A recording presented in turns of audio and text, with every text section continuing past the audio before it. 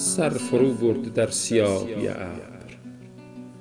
جان سپر کرده در برابر برق، لب فرو بسته در مصاف تگر. سایه گسترده بر سراسر شرق، ایستادی در آسمان وامشت. رشک این روزگار ننگ شد. گریه کن، گریه کن که مردی مرد. عشق در برق چکمه ها پژمرد. گل و رخانت به بردگی رفتند، سرکشان تو سر به دار شدند. مردمان تو پای در زنجیر، رانده از شهر و از دیار شدند. بغض کردی به آبشار یخ، کوه آتش شدی به دشت چمن. دودت از دل بر آسمان شورید، مویه کردی به حال زار وطن.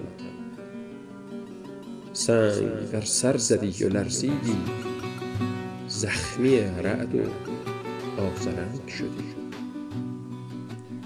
تا به کی صبر، تا به کی تسلیم، تا به کی جان گداختن از بیم.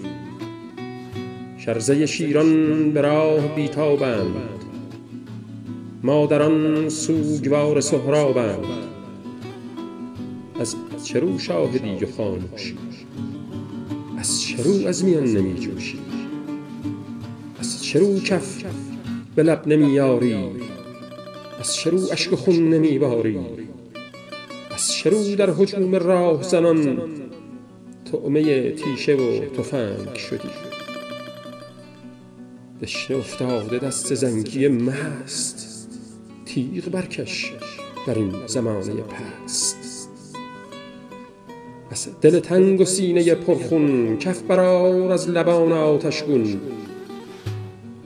بر سر ساحران شراره بریز، صید گوگرد و سنگواره بریز. در گذرها گدازه جاری کن، بر ستم حرف تازه جاری کن. دفن کن کاخهای ضحاکان،